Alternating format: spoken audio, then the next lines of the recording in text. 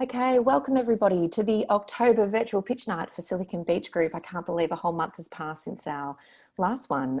It just seems to fly by the weeks, even when you're in lockdown like most of us are in Melbourne. So before I get started, I would like to acknowledge the traditional custodians of the land that we have all gathered on today from our respective homes and offices and desks. I pay my respects to the elders, past, present and emerging, for they hold the memories, the traditions, the culture and hopes of Aboriginal and Torres Strait Islander peoples across the nation.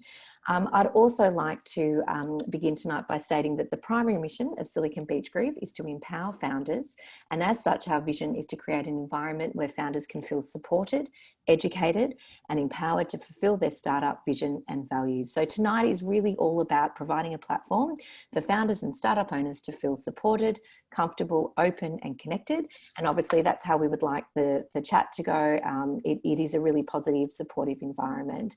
So a little bit of housekeeping before we get into the pictures. So as you're all aware, we are recording tonight and our crafty video editor Athula will put some stuff on Silicon Beach Group TV and make sure that, you know, we use that as a real way to make sure the pictures get a platform for their business coming out.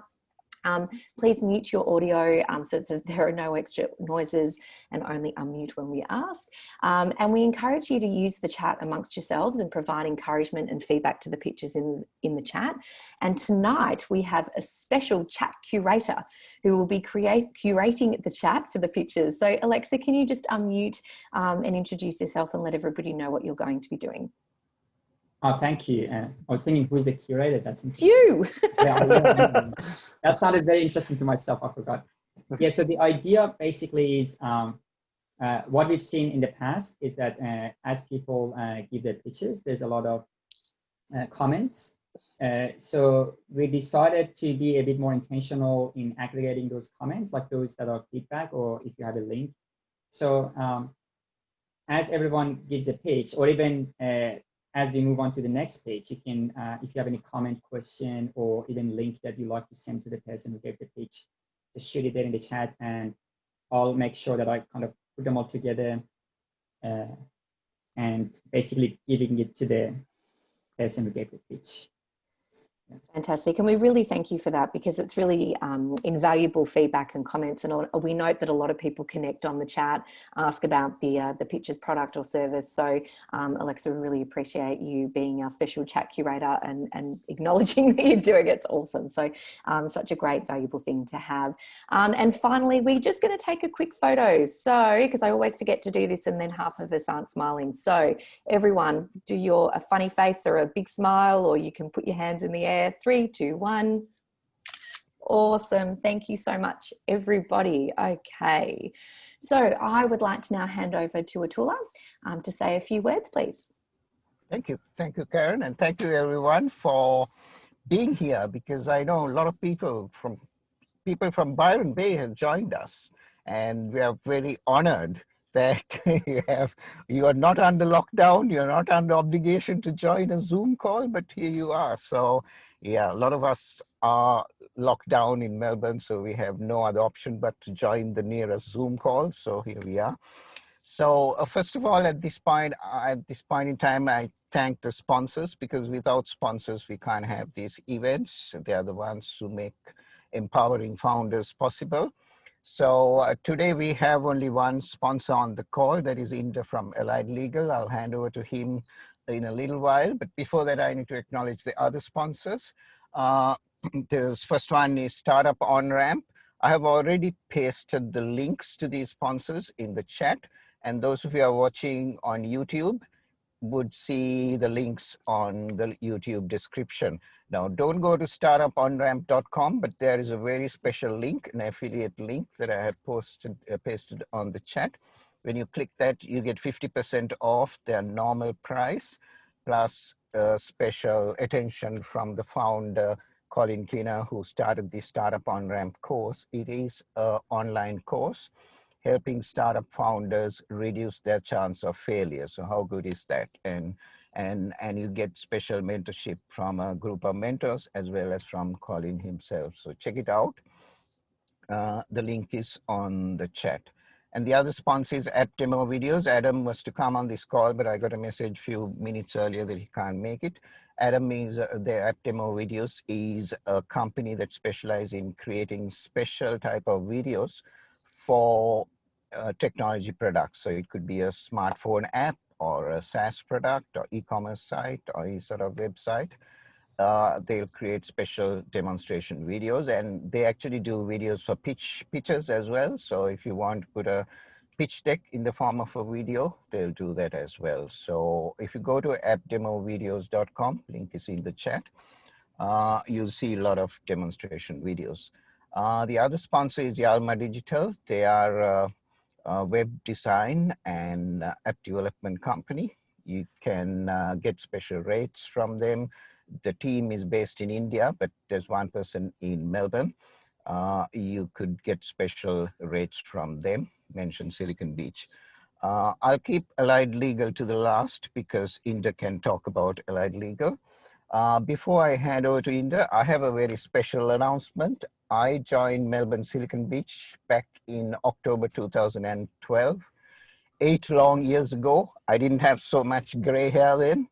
And yeah, I've been with the team. When I joined, I was just like any of the pitchers today, pitching. I was a starry-eyed wannabe founder, had my own startup idea, but it never went anywhere. I didn't meet the right people. Silicon Beach was not that helpful to me at that time. So I thought, there is so much potential in Silicon Beach. I think we were operating at about 1% of our potential then. So about a year later, in January 2014, I put my hand up and became the lead organizer of Melbourne Silicon Beach when we had about 1,500 members. Today, we are about to hit 14,000. We may have hit 14,000, I don't know, we're pretty close. So nearly 10 times the growth. And now we are connected with the other meetups, Silicon Beach meetups around the country. It's one big community of startup networks, the only one in the country, and I suppose only one in the world like that. We have one country with several startup communities around the country. So I think I have done my bit. After last pitch night, I decided I've done enough. It's time for a younger, much more innovative leader to take over. So I had a person in mind, but I didn't appoint that person. I asked the team, the pirates of Silicon Beach, the volunteer team, to vote on the next leader, and they overwhelmingly voted for David Hauser. So, you know, David, if you have been coming to our events, you know David, he's in the call. He's the person to take Silicon Beach to the next level, the next chapter. He's a design thinker, an engineer, and a person who likes strategy and planning, the exact opposite of me. I sort of just fly by the seat of my pants. So I'd like to thank everyone before I officially handed over through Meetup yesterday. So David is already the leader. I like to thank all the people who helped me in the past 8 years, especially the last 6 years. Far too many people to name. We'll be here all night. But they know who they are. Maybe I'll write a blog post or even a book, who knows? So watch out for that. There's Alexa, who's one of the oldest volunteers, who's on the team, on the call today, doing the curating business. Most of the team now are new, like Karen, Robert, Cloud, and Rajat, who's running the Zoom. So I think it's good for a new team to take over. Before I hand over to Inda, I'll hand over to David to say a few words. And then David, you can hand over to Inda. So David, what I'll do is I'll put the spotlight video on you. There you are. Oh my God, you can do stuff like that. You're Yep. still the one and only admiral. Athula, so many thanks, not just for the great introduction, but for the 8 years of fabulous work you've put into Silicon Beach, growing it 10 times from 1,200, I think it was when you took over, to now 14,000. That's 10 times growth. That's what we all dream of in the startup world, and you delivered on your promise. We're so grateful for you to have done that and united all the Silicon Beaches, and there are big shoes to fill. I have a great team to join me on that journey, and we will take on from here and hope we will be 10 times bigger than we are today in 8 years down the road as well.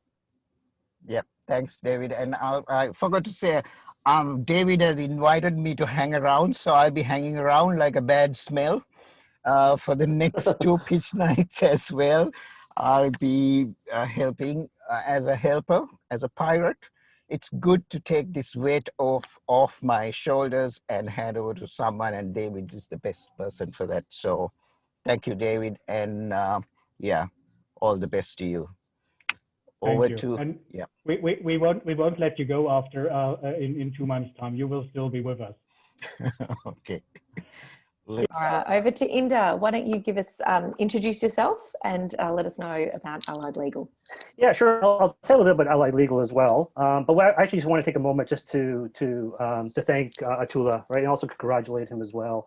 I actually met Athula when there's about 9,000 members, right? So this is, and I remember you really had these goals in mind, and you've been very passionate, Athula. I remember when I first met you, it was at a meetup event. It was actually at a Silicon Beach meetup event.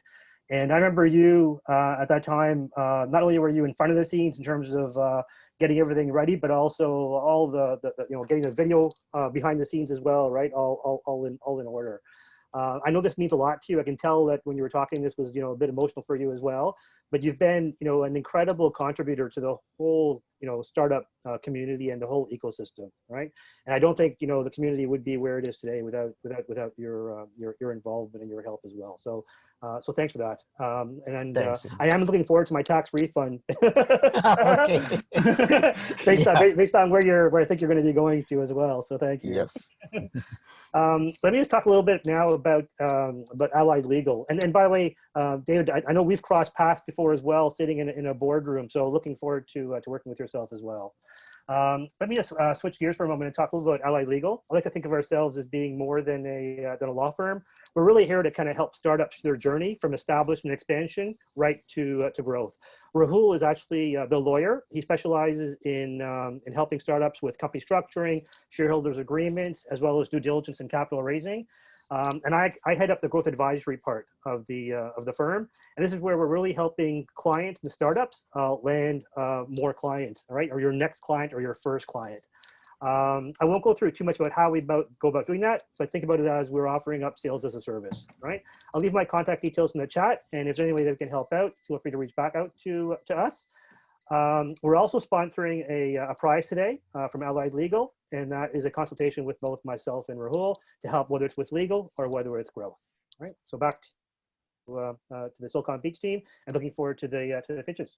Great, thank you so much, Inda. And just on that, so there's that wonderful prize that we've got from Allied Legal.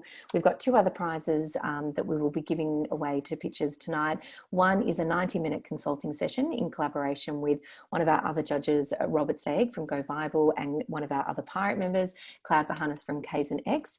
And I will also be selecting the lucky person that gets to get on video with myself for an interview story as part of the Legally Yours founder story. So really exciting. So just really quickly, I'm just going to mention the community partners that make everything happen and are big supporters. And this is the reason we can have such amazing pitch nights. Awake by 5 a.m, Co-Roster, Easy2 Visa, Go Viable, Legally Yours, Simpatico, Think Innovation, and Wake Up on Earth. So thank you to all those community partners that give up their time and really enable this wonderful community to be what it is. So tonight we have 6 registered pitchers, and then I will make a call out for any impromptu that would like to come forward. So as you all, most of you are aware, each pitcher will have 90 seconds to pitch. Athula will still be our timekeeper, and he'll sound a bell to let you know when you've hit that 90-second mark and you really need to wind your pitch up. So you'll get the chance to add anything else in the feedback time after your pitch. So after each pitch, our judges will have 5 minutes to ask questions and provide feedback to our pitches. And again, Athula will be timekeeping on that. So let me introduce our judges. You've already heard from Inda Singh, so thank you so much for joining us.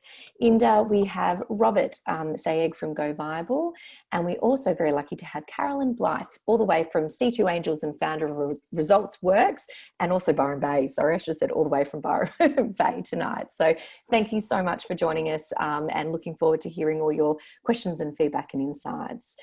So each pitcher has been asked to include the following criteria as a minimum in their pitch, and we would like the audience to sort of take notes and provide feedback, and you can use that in your chat if you'd like to as well. So we need to hear their name stated clearly, their business idea description clearly, their target audience, what problem you are solving, and also your ask for tonight, which is really important, don't forget. And as I mentioned, Alexa will be curating any of those thoughts or connections in that chat, so please make sure you do use that. And one final thing before I open the floor to our first pitcher, please note that these pitches will be recorded for the Silicon Beach TV YouTube channel. So if you want to go and have a listen to them afterwards, they'll all be on there as well. So without further ado, I'm going to introduce our first pitcher, James Harrison from Verandr Real Estate. James, you there? Yes, can you hear me okay? Excellent, thank you. And go. All right, thank you everyone. Yes, as Karen kindly introduced me, my name's James Harrison. The idea I'd like to share with you tonight is a mobile application called Verandr that fundamentally improves the way home buyers search for property. So I've recently gone through the home buying process myself with my wife, and I was really astounded at how the market is dominated by really just 2 mobile applications for property search, and you can guess which ones those are. So it led me to look at, why are all these home buying applications the same? You basically set filters and do endless scrolling through properties, and you can shortlist them, but it's not very revolutionary. And also, why do they try and cover all their millions of users with a single application? Because those people, they're couples, they're first home buyers, investors, renters, sellers. They're all sort of lumped into one user experience, and it's not great. So the answer I found was that these companies really make their money from agents and third parties who buy data, and the millions of users who download the apps are not really the customers, right? They're just like a sideshow that provide eyeballs and gather impressions. So I think the property market's ready for a major disruption, and I built Verandr to cater to each demographic individually through smaller tailored applications. So one for couples, one for investors, one for renters, etc. So for the couples one, it's a new user experience where your properties arrive and you can swipe through them Tinder style, and you're notified of any matches. You can collaborate with your partner and score properties based on criteria that's important to you. And there's other tools like checklists and finance tools as well to educate new buyers. So my asks are, first of all, I'm not a real estate expert, so I'm looking for a co-founder to help drive the strategy and product roadmap.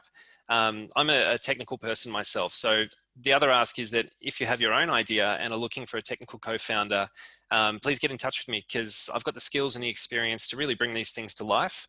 And I'd really like to get something off the ground and work with someone. So thank you. James. Thank you so much, James. That was awesome. And I love that. Tinder for property. Very good. As someone that sometimes gets described as building a platform as the Tinder for legal, I think that's awesome. I love it. So over to our judges. Please unmute and feel free to give some thoughts and ask some questions. Yeah, Caroline, good question. Hi, James. Really loved your pitch. What inspired you to create Verandr? So I've gone through the buying process myself, and there were just some little things that really drove me nuts about the process, like not being able to say, I'm not interested in that property, I never want to see it again. Okay. I have to keep scrolling. At the time, I couldn't collaborate with my wife either. I couldn't share a list of properties with her. I was putting things into Excel docs and sharing that document with her. It just wasn't really ideal the whole way through the process. And I just felt like I wasn't really their target market either. The application is there, but I have to use it how it is, and they're not really putting a lot of effort into making it ideal for the actual home buyers themselves. Okay, thank you. Thanks, Carolyn. Inda, did you want to go next? Yes, I thought it was a really good pitch, James. And by the way, I think an interesting idea and taking on some of the big competition as well, right? Mm-hmm. And I think you were able to start talking a little bit about that value proposition as well in terms of segmenting the market a little bit in terms of the couples, the investors, and the renters. Yep. And I kind of like some of the features you're thinking about as well, right? What are you looking for in a co-founder? Okay, so someone probably who has more industry knowledge than myself. My skills are really in solution architecture and building applications. And also I work in a pre-sales environment, so I can do product demos and pitches and things like that as well. But I need someone with connections and experience in the industry to drive that strategy and product roadmap. Cool, thanks. And Rob, did you want to ask some questions, give some insight? Certainly. Yes. Yeah, nice pitch, James. I like it. Thank you. I wanted to ask, how are you going to get the differentiating data? Because if you don't have that data that answers the needs for those new clients as first home buyer or second investment or third investment, then without that data, it will be pretty much with the same data that everyone else has. You wouldn't be able to differentiate and give those filters, those new filters.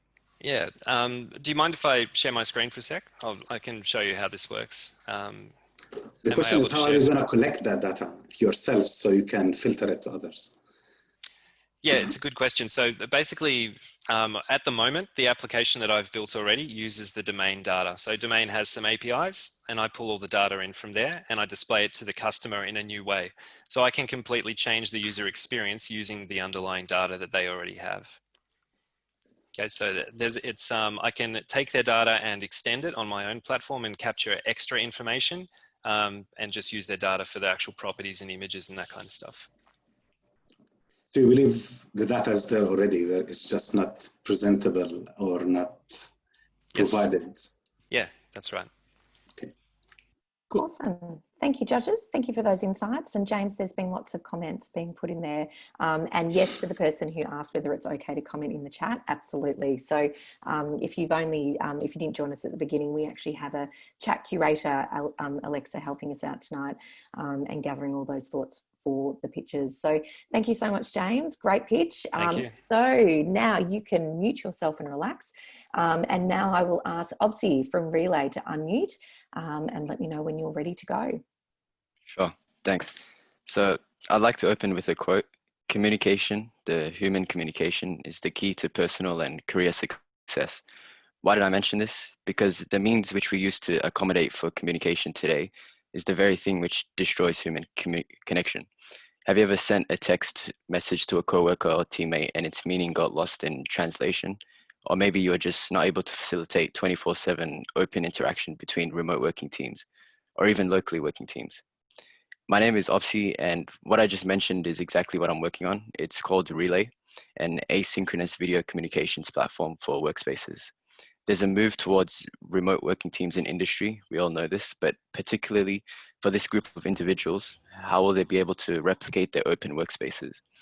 You may suggest a text-based workspace communication platform, but I'm sure all of you have experienced the gaping disconnect this brings with it. Maybe a meeting platform, but how will we connect teams face-to-face continuously outside of a meeting? That's where Relay comes in. Relay is an internal communications platform. So you can create workspaces, channels, and threads for the entire organization to view. Uses conversational video threads to replicate real-life interaction. So one user sends a video which is viewable to the entire workspace and open to reply to. If you find something important, you can pin it to the main feed for easy access. Your meetings with Relay are distributed through the day and conversation is driven by your own teams. It's available on the App Store as Relay Video Communications for you to use today, and previews of the App Store available on its LinkedIn page. We are looking for any users that are willing to get these benefits and provide any authentic feedback. Thank you. Thank you, Obsie, and almost on the dot in your 90 seconds. If you've been very well prepared, well done you. Thank you so much. Over to our judges for some questions and thoughts and feedback. Go, Inda. Yeah, I thought it was, it's actually interesting. The more you started kind of talking about some of the things that you could do with it, the more I started thinking about Slack, right? But I think there actually is a real problem that exists with remote working teams as well, especially everything that's happening right now. So I was just a little bit more curious in terms of how does this really differentiate from Slack? Yeah, so particularly for Slack, it's text-based, and especially if we're considering remote working teams, they don't have access to what you would normally have in a workspace. There's face-to-face interaction or any informal chats you'd have with a coworker. So the challenge now is how do you replicate this, particularly for remote working teams? And Slack, it's great, but especially if you're working remotely, you wake up to a lot of messages. It's hard to really distinguish where the important information is. And I tried to replicate that into, I tried to improve that in the app by allowing users to pin important threads to the main feed. So as you open up the app, you get the most important information quickly, and it replicates face-to-face interaction a bit better. And is it always on video, Obsie? Is it on video unlike Slack? Yeah, I chose video because it's quite underexplored for asynchronous communication. That is a good point. It is from an asynchronous, you're right. Yeah. Awesome. Carolyn or Rob? Maybe Rob, you're unmuted. Did you want to go first? And then Carolyn, over to you. Yes, I have behind the scene knowledge here, so because I've been talking to Obsie as well. Yeah, awesome idea. I like it, and I really hope you succeed with it. Just again, I think you should focus more on what you need, because you need some help, and you can use this platform and others to ask for that help, and I'll give you the chance to ask for it. I still have no, I'll just suffice with that. Thank you. So if I pose it as a question, is maybe you can now use the opportunity to emphasize what kind of help you need to thrive this startup idea. Yeah, so currently I'm looking for users to use the platform and provide any feedback, whether there's anything that needs to be iterated or tweaked a bit to provide better value. So do you have already the product, like the system already, so you can run the usability testing now? That's what you're saying? Yeah. All right, perfect. It's available on the App Store. Yeah. And obviously you might, after this pitch, put some links in the chat. People are asking for some links in there. So Sure. if you can do that. But Carolyn, over to you. Have you got a question? Yeah, look, I think this is fantastic. I think anything that's going to improve the way that we interact in this new COVID era is just going to be an absolute winner. How much does it cost? So currently it's completely free because I'm just trying to get feedback on the platform. Okay. I think the best way to do this is to provide it for free. That's great. I absolutely agree. And I think that you'll get a lot of interest from making that offer. Who's your competition, would you say? Yeah, I would say the competition is Slack, although it doesn't particularly appeal to remote working teams as much, but I would say it's Slack. And how long have you been working on this idea for? About 2 months, 2.5 months. Gosh. Okay, well, I think it's great. Well done. Thanks. And I've really enjoyed hearing about it tonight. Sure. Oh, thank you, judges, and thank you, Obsie. And this is what I love the most about these virtual pitch nights, is that we're getting the ideas fresh, you know, and you're able to do it. And look, absolutely, make sure that you pop in where people can contact you. Let's get users on, and let's really get this going for you. So Sure. thank you you so much for sharing. So you can now relax, mute yourself, and I will call on our next pitcher. Anya, over to you. Can you unmute and let me know when you're ready to go? Great. Hello. Am I done? I'm ready to go. Yeah, go, Anya. Hi, I'm Anya. I'm an artist and activist and budding social entrepreneur. Now, artists, especially musicians, have notoriously been exploited, and their work often struggle to make ends meet. A recent study found that 73% of musicians reported suffering from a mental health disorder. Now, a negative impact of COVID-19 is that mental health disorders will be increasing, and social media has you know, it's become an incredibly toxic place. But community now is way more necessary than ever. We can see that art has become a really therapeutic tool, and I think that will combat these societal issues. I'm developing SPARKSOCIAL, which is an ethical and trusted online social media platform, shop and streaming service that helps people connect when they need it, nourish their souls with culture, and most of all, support artists to create and thrive. We have 3 target markets that intersect: artists and their passionate fans, those generally living with a mental health condition, and well-being practitioners.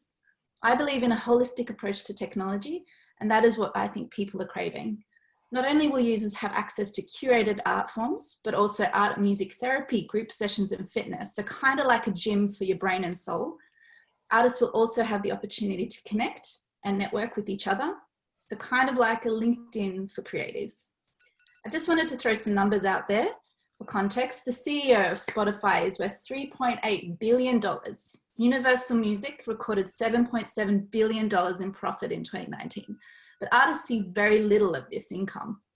Now then you see services like Bandcamp that reported huge profits for musicians, over $270 million in 2017.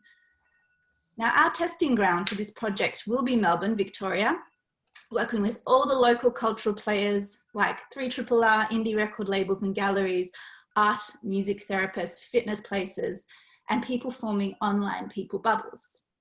Anya, you're out of time, so you can explain further through the questions. Yeah, I'm just seeking, all I'm seeking right now is business mentorship and people to, I don't know, I'd love to do a design sprint. That would be awesome. Love it. Thank you so much. And obviously you've got heaps more to say, so hopefully our judges will ask some questions. I was thinking also of doing a little performance. Oh, okay. Well, let's get the judges over and then we might have time to throw to you for the performance. That sounds like good. 20 seconds. Okay, well, let's get the judges' comments first and then we can throw back to you. So judges, unmute and ask away. Yeah, can I start? So Anya, very interesting proposition. I mean, it's so interesting because I didn't even think about it before. It's like completely new to me, but that also meant I couldn't catch up. So I understand to some extent the problem you explained, but I didn't understand the solution at all. What's apart from being something like LinkedIn, how are you actually solving the problem? How will the musicians see a profit? Yeah, so one idea that I had, I wasn't going to mention it, but I want to bring back the value of the music album, because I think right now music albums are lost in Spotify and things like that. So I had the, you know, I want to create a platform for artists to sell their works and sell their experiences to their fans. So connecting directly with fans. So that's really hard right now because I'm an artist and musician and I'm working on an album right now and I'm like, what do I do with it now? You know, how do I distribute it? This bit I understood. Yeah. And yeah, I understood that you are connected to the pain that the customers have. I still didn't understand if you have an actual tangible solution or just ideas for solutions. Like that's the thing. I'm in a quite an earlier stage, so I don't want to develop anything without doing the research. Yeah. Okay. So you want to find a solution to that pain. Yeah. Okay. Yeah. Cool. Now I get it. Yeah, I'd love to find a technical partner. I think would be really cool, and I'd be happy to be for them to be co-founders. So any cool tech people out there could connect with me. Although my suggestion would be focus on how you want to actually solve the problem. Actually, maybe as you said, your instinct was good, the business side of it. What kind of business do you need to build? And then you can think about the technical aspects. Starting with the technical people now might get you lost in technical solutions rather than focus on what is the business going to. Yeah. I don't want to jump into the technical before trying to figure out, because that's just the problem. I know that this is and it's a massive industry. You know, the music industry is ripe for disruption right now because there's Spotify, who are just so unethical. I mean, sorry if there's any Spotify fans out there, but they were built on Pirate Bay, you know, and that ripped off musicians. So I hate them. Good luck. Go to Karen. Carolyn, you go. Yes. Hi. I love this. I think it's a great concept. I think mental health is, is obviously on the increase, and music is a natural fit that, to assist with that. So I'm getting the impression it's kind of like a drop-in, sort of like a drop-in forum for people that they can just sort of drop on. Yeah, the way I see it, like visually, because I'm a very visual person, I see it as kind of like a community hub online, like kind of like a shop. It could be like a shop, right? You go into the shop and you're like, oh, I like this sound of this album. And then, oh, there's a forum here about like mental health. For example, like I have bipolar disorder and I've been benefiting a lot from group therapy online, right? And I think how amazing would it be to have a place where you could go and access like, you know, a whole series of groups and yeah, you know, like a schedule almost, like I said, like a gym for your mental health kind of thing. So yeah, no, I think it's great. I think it's great. And, you know, if you can find somewhere being able to charge for that, you know, like a class or, you know, then already, you know, you're going to be ahead of the game. Well, I don't really want to give stuff away for free because I think that's kind of, I think culture and health and things like there should be value put towards that. And that's the thing with Spotify is that they've kind of commodified music, which I think is really wrong, actually. Like I think it's watered it all down and no one knows who's what. And so it's really, so you've really just got to work out your marketplace. You know, you've got your class offerings, you've got your sort of where you can just come and play or just come and listen or, you know, or buy. So you just, as you know, we've said, you just got to sort of really come up with your, just finesse your idea a bit more. But I like it. Yeah, cool. Thank you, Carolyn. And Inda, have you got something you'd like to ask? Yeah, Anya. I think it's I would agree with Carolyn as well. I think it's a very good concept that kind of combines, you know, mental health and also musicians and artists as well. And it's tough to kind of fit everything into 90 seconds, right? And there's a lot to fit in. And a lot of my speech because when I first wrote it, it was like 2-3 minutes. I was like, yeah, and there's a lot to fit in, right? But I will say, just for clarity, I think what would be helpful is because my mind, when you mentioned LinkedIn for creatives, and then you mentioned in another mouthful artists to sell their work and with their fans in another mouthful, then my mind's going to two different spots, right? Yeah. So I think it's just getting a little bit tighter on the problem, which I think you're picking away at, and then what is that solution? Is it a LinkedIn or is it artists to sell their work for their fans? Yeah. And how does that tie back into the mental health part as well, right? Yeah, I think, I mean, it all ties in together because, you know, mental health is like, you know, for me and for a lot of artists, making art is good for your mental health, right? Yes. And, actually, we are on time. We are going into breakout rooms after. We might have time, so there are people. And that's what we're going to do is put each picture into a breakout room so you can ask more questions and all that sort of stuff. So thank you so much, Anya. And look, if we do get time, I will throw to you because I'm very keen to hear your little performance. So we might just do the other pictures first and then if you're ready, I might throw to you if that's okay. So thank you. You can mute yourself. And I'd like Jimy to please unmute from WhatsYourz and pitch away. Let us know when you're ready. I'm ready. Go ahead. Guys, I just wanted to know if anyone can hear me before I start. Yes. Yes. So please, guys, raise your hand, those who used to practice sports before COVID. No one. All right. And now those who had to stop due to COVID. I missed that. Practice what? Sorry, was it Jimy? Practice sports before COVID. Or used to do any fitness activity. Okay. And now those who had to stop due to COVID. All right, then our website is for you guys. It has been designed for you. It basically gathers workout videos suitable to your level and your passion. It's actually my girlfriend who gave me the idea first. In our previous apartment, we had this view on the North Melbourne Stadium. People were playing footy, were working out, and they were running.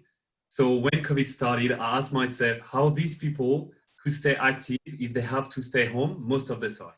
My girlfriend showed me these 15 to 45 minutes follow along workout videos on YouTube, where you just had to take your yoga mat, press play, and you had an easy way to stay fit at home without much equipment.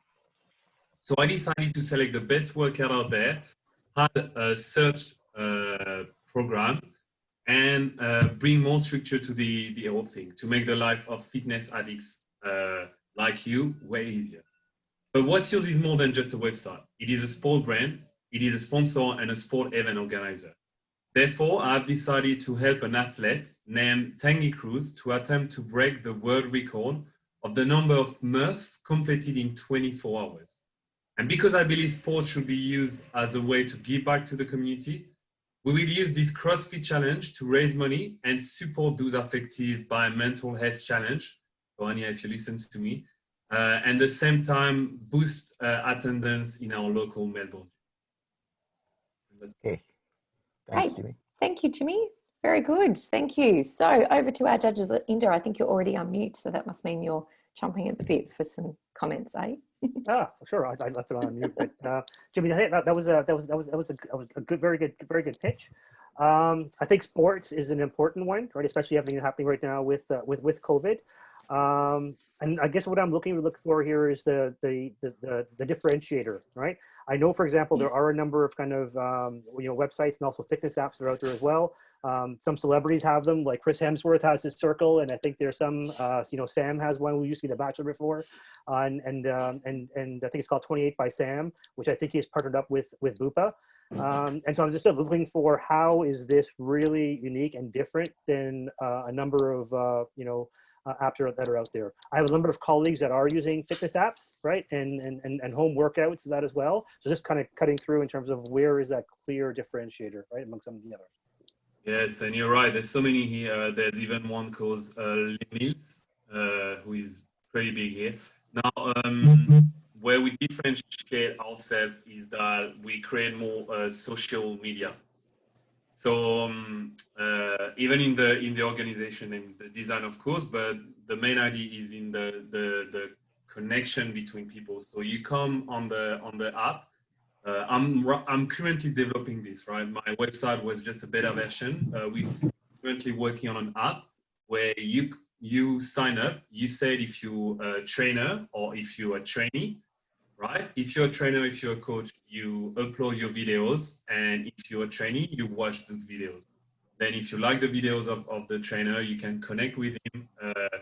Of course, it's going to be a bit the same way than YouTube, where we rank the best videos, so people access the top videos first, and yeah, so more into the connection, the networking part on this fitness app, where you just go on the fitness app, you say which body part you want to work. And the other difference as well is that I'm organizing my app regarding the sports you're doing. So most of the time, this fitness app, they tell you, do you want to work your upper body? Do you want to work your lower body? But they don't ask you really what sports you're doing, right? If you're practicing footy, or if you're practicing rugby, or etc. So regarding your passion, you'll have access to a video that suits the sports you're making, the sports you're practicing, and really tracking your performance. So if you're improving in the sports you're doing, rather than just working a part of the body or working your cardio, or this kind of.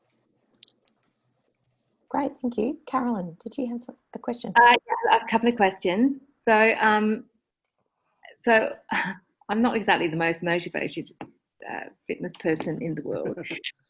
So would I be able to have a buddy? Like, could someone do it with me? Am I going to get somebody that's going to start in 5 minutes?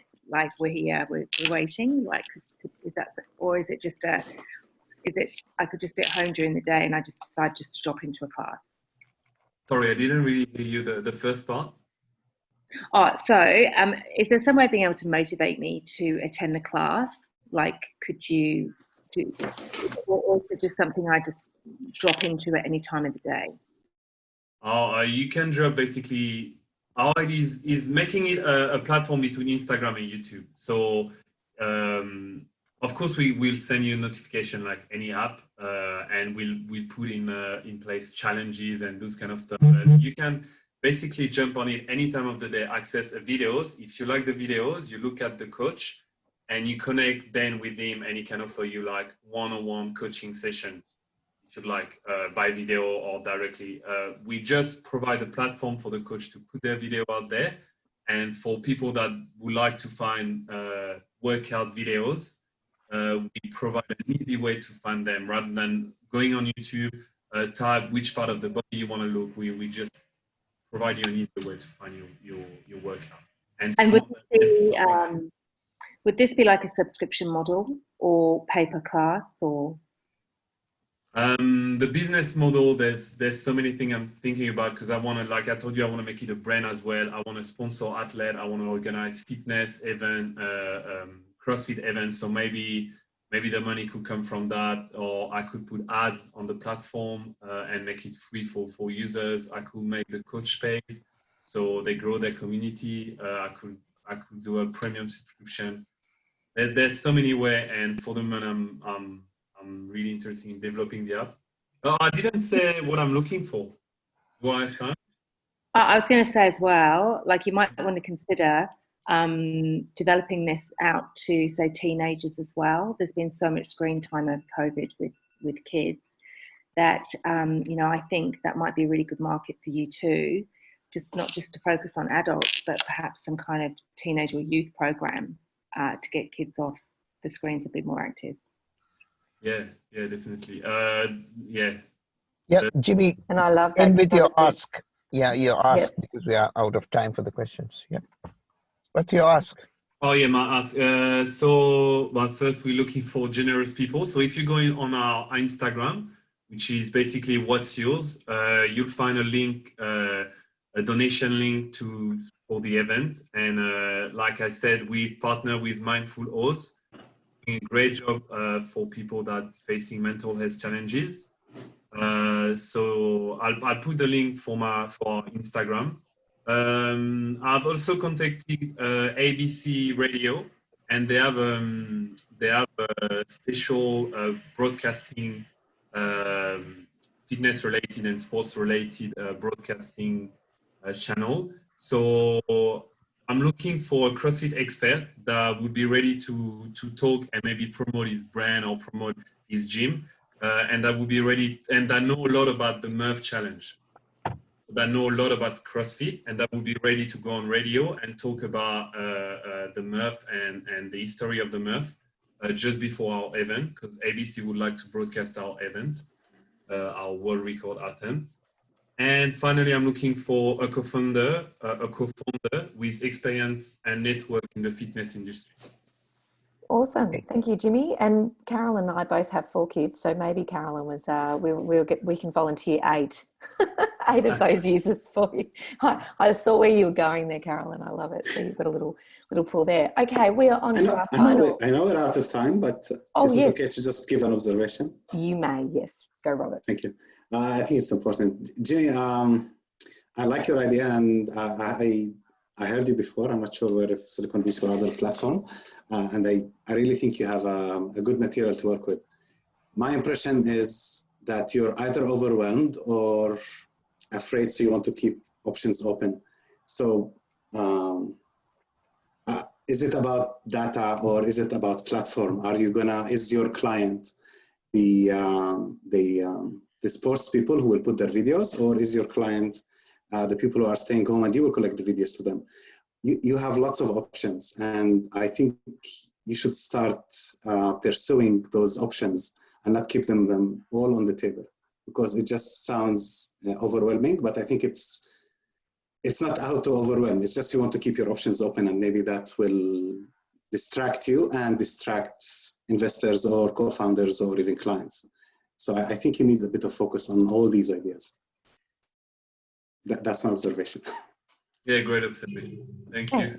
Thanks, Robert. Yeah, you've got a prize there that might be able to be put to use. That was my wink, my funny wink. All right, thank you so much, Jimy. You can relax and mute yourself now. Over to our final picture, which happens to also be our new leader of Silicon Beach Group. So David, please unmute yourself and off you go. We'll try to be nice to you. We won't be too harsh. Give me all the good stuff. Can anyone hear me? Yep. Awesome. Can I see some hands? Who is from Melbourne around here? Quite a bit. And keep your hand up if you're a little bit done with lockdown and being locked in with the same people over and over again. Yeah, there are 2 hands over there by Karen and Robert as well. Anya. Yeah, same here. My name is David, and I'm not just a new lead organizer of Silicon Beach. I'm also the founder of Calinduu co-living community. Both things are going hand in hand. It's all about bringing people together, like-minded people together, and getting the best out of the communities that we are going to create. The idea for Calinduu came to me about 2 years ago when I was resigning from my corporate job, and I felt that I have to move out of my suburban 9-to-5 environment and surround myself with more like-minded entrepreneurial people. And I was looking around for shared houses, for accommodations, places where I can move in with such people. I've heard of those places that they exist all over Europe, Northern Europe, Amsterdam, Southern Europe, in Madrid, and in North America as well. Even WeWork started their own co-living space for like-minded entrepreneurial people. And I was looking desperately for those places here in Melbourne, and they were nowhere to be found. So I thought, hey, let's get started with it. Let's bring it to Melbourne. Back then, am I already out of time? Yes, you are. But never mind, we'll give you extra time. Go ahead. Oh, I was going to say, no extra time for you. All right, you've got 20 seconds, and then we can get those judges asking you. So the time is right. Back then, the time wasn't right. The property market wasn't ready for it. Right now, every crisis brings opportunity for something else. Right now, there are hotels, guest houses available to be rented on the cheap, fully fitted out for a co-living environment. And I'm looking for people that are ready to put a deposit, a fully refundable deposit down, $1,000, to go to those landlords and say, hey, we rent your place on a long-term lease, and we will create a co-living space. And when you get selected to move into our first one, your deposit will be your bond to move in. That's my ask. If you have interest in moving together with like-minded people, so the next lockdown will be more fun for you, get in touch. Thanks so much, David. Do you take parents trying to escape their kids? Like maybe that's a market that you, Carolyn nodding, that, yeah, that could be a market too. What do you think? I'm just kidding. I'm just kidding. Carolyn, since you've unmuted, have you got some questions for David? Well, having done a number of dodgy house shares over the years, starting as a student, I'm intrigued by this idea. How's it going to make money? It is not a cheap product when we look around the world. It's it's higher priced, so the money comes through the rental income, but it's a all-inclusive package, right? And you do not have to deal with landlords. You do not have to do all the checks, background checks that you have to do normally. The booking system will be pretty similar to an Airbnb booking system, but there will be a little bit more effort put into, if you decide to want to stay long term, that you find the right community where you the best fit for, right? Some of the competitors are using actually algorithms to identify who fits into which sub community. Good stuff. Inda and Rob, did you have any questions or any insights or thoughts? I would say, and this is just more of a thought. I think you're onto, I mean, you're onto something here, because I mean, yes, there's co-working, right? I think that's important in terms of bringing people together, communities together. And I think the co-living part, I did see a few things before the pandemic, right? In terms of trying to get a few things off the ground in Melbourne. So I think you're onto something there.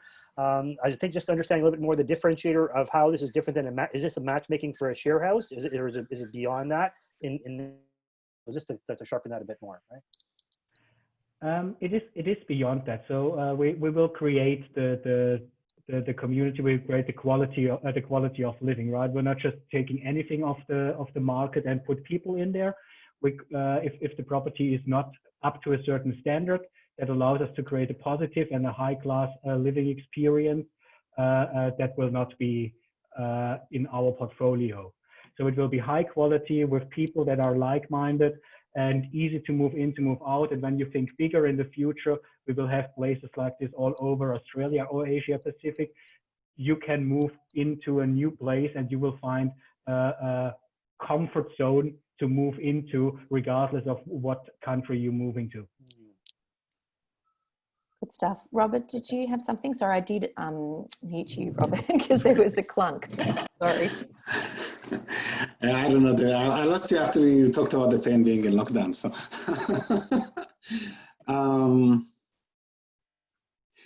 yeah, I mean, the idea is interesting, but again, there's lots of competition out there. What's going to be?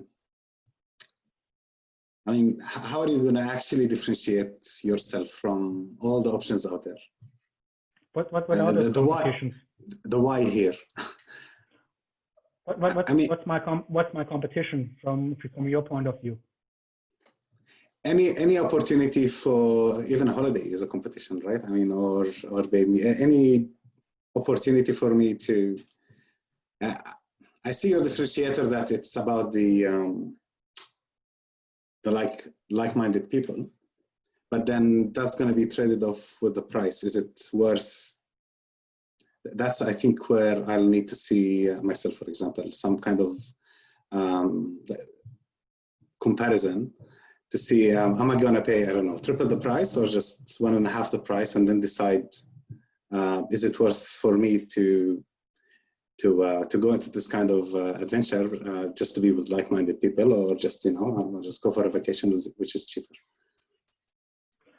You know, it's not meant for short term. The short term Okay. will be the exception, and we will use that as a marketing tool, right? Yep. So that we reserve 20% of the rooms for people that come in on a short term, coming from a community in another city, or want to try how the living experience is. And 80% must be rented out to people that stay long term, that commit on a long term lease. Yeah. Or at least plan to commit on a long-term lease. Things change, right? Yeah. So we get stability and we get quality of community in there, right? Think of it like the difference in between a shared office and a co-working space, right? In a shared office, you just get the infrastructure, and then you basically left alone, and you have to organize everything around yourself. And when you go into a co-working, you should start with that next time. You should start with this next time of this comparison. I will, thanks. And David, there has been a question that's popped up from my good friend David Heasley from IP Focus, who's actually asked about the leasing. Have you thought about the issues with leases? What are those issues? Well, maybe you can have a chat with him on the legal side, because you might need to have someone that's in control of the lease. But anyway, that's all good. We can you can get in contact with David on the chat. Well, thank you very much. I think that was the time up, wasn't it, Athula? I've been waiting for you to hear the other bell, but I think yeah, that is my bell went off, but I was on mute. So there you are. Right. Well, that will do it. That will do it. Well, thank you so much, David, and please keep those suggestions and comments going in the chat. So I haven't actually had anyone reach out to do an impromptu pitch, so there is still time. So actually, there was another pitcher. He didn't turn up, did he? He didn't turn up. Okay, yes. Yeah. I actually invited Simon Mildren. Remember Simon from Hive Keepers? I do, and I was going to throw it all. I see you don't know how, like, that was on my thing. That's what I was about to do next. So if you'd like to do an impromptu pitch, please, there's still time to message me direct. So Karen Finch, just give me a direct message with your business name and your name, and I can call out to you. But in the meantime, Simon, let's get an update on some of our pitches, because we've had some exciting things happening. So Simon, would you like to unmute and give us an update on Hive Keepers? Hi guys, nice to be back once again. This is about my third session in a row, so it's a pleasure to be here. And as always, this is a really interesting group. Lots of fascinating pictures and interesting people, and really a warm environment to be around, comforting and the like. So it's good to always come back. So since a month ago, when I visited, we've pitched to a Silicon Valley event, an ag tech event for our company Hive Keepers.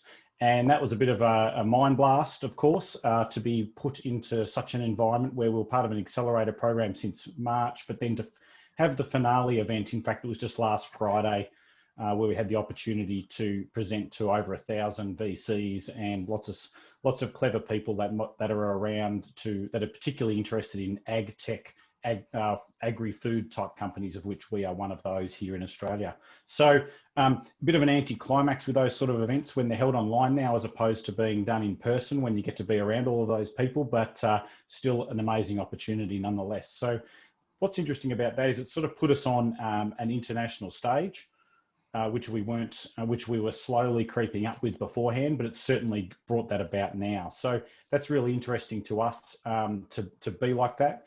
But hearing a lot of people talking tonight, I thought one thing I wouldn't just spend 30 seconds mentioning is just one little piece of information I've learned, or one little experience that continues over the last 4 years of having this startup. And that is that each time that I sort of have an incremental increase in success or an opportunity or something interesting or amazing or an exciting moment, the challenges just become bigger and more high stakes and more involved. And I don't know if I like that all the time, but that's a reality of the situation. And it's an interesting situation to be in, where you're pulled and pushed. And I think this is what the startup is all about, and why it is not for most people, but it's also thrilling and exciting to be part of. And Karen, I just felt like just sharing that little snippet, because doesn't matter whether it was 4 years ago or now, I still have those moments where I'm freaking out and it's crazy. I still have the most amazing highs and excitement around that. But overall, we're doing these ones, but it's always going up. So that's just a bit of just an eye into my mind for a brief moment, which I thought was perhaps worthy of sharing. And Simon, thank you, because those insights are really incredible. And just, even to hear, where you've been pitching and the size and those sorts of things, but absolutely mindset and, the roller coaster journey of the startup founder is just, it's incredible. And, I have to sometimes remind myself to sit back and actually enjoy it, because like you say, sometimes, you're going up and up and up, but the journey is often where the most fun is also. So really trying to get present. But I just have one quick question to ask. Please. In terms of pitching to such a large audience on such an international scale, what was one of your sort of preparation techniques on that level, particularly in a virtual environment? Yeah, so I suppose one of the elements that's awkward about those situations was taken away from us, because it was all pre-recorded.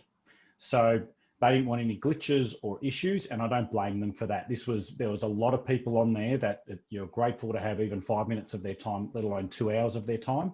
So it was really important that went well.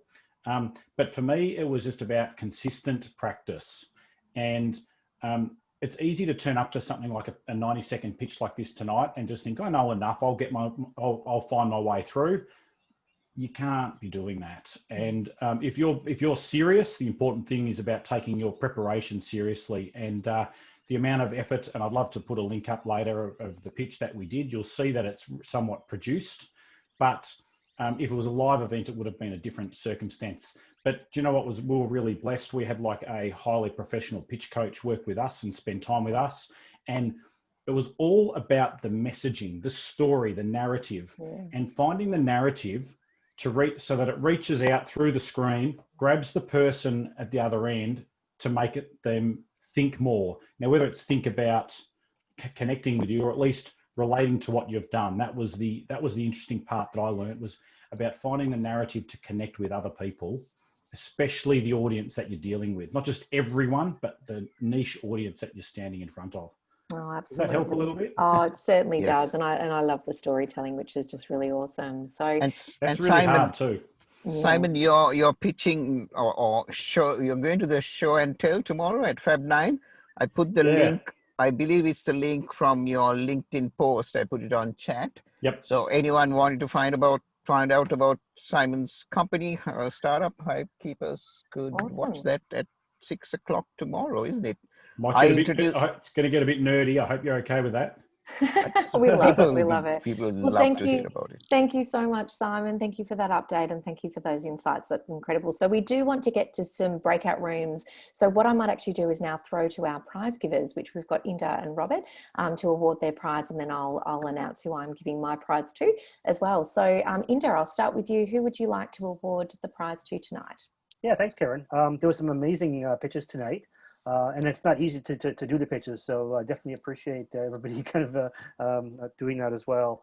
But this one was a pain point that I've definitely felt, which is around the communications, right? And especially face-to-face.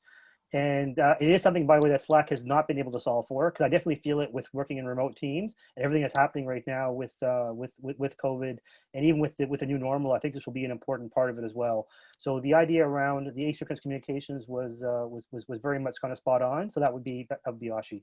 Yeah, Obsie, thank you. There you go. Well done, Obsie. That was awesome. So we will connect you with Inda for that prize. Which, Inda, did you just want to re-emphasize what that prize was that you're giving? Yes, it's going to be a consultation with both myself and Rahul, right? Who can kind of help both from either a legal perspective or also in terms of growth, right? They can help you take it to the next level.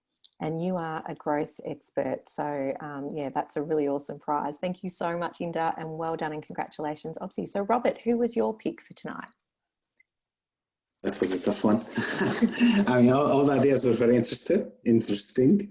I'm deciding to go with James.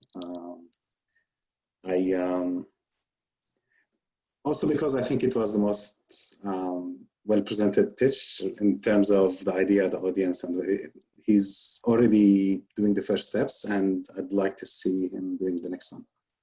Fantastic. Well done. And thank you. So Thanks. Congratulations, James. That's awesome. So we will again connect you with Robert. And Robert, you're doing a collaborative prize, aren't you, with Cloud? So just it's a collaborative voice as well.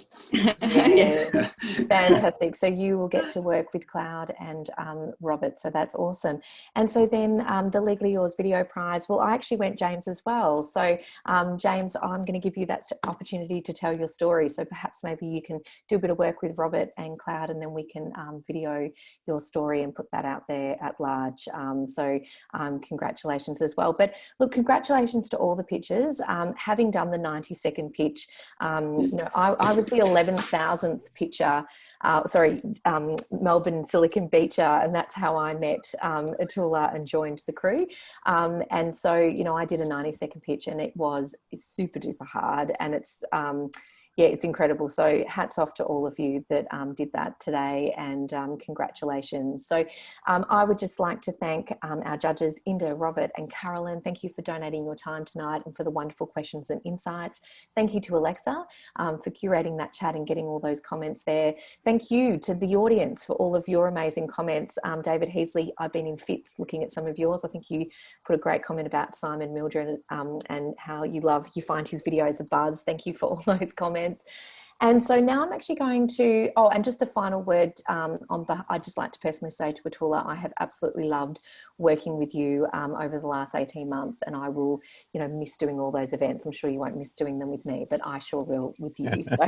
Thanks, So Karen. thank you. So breakout rooms, I think we can go on to the breakout I think before that, we need to stop. Did someone stop the recording? Thanks. Oh, no, I need to stop the recording. Otherwise, it will get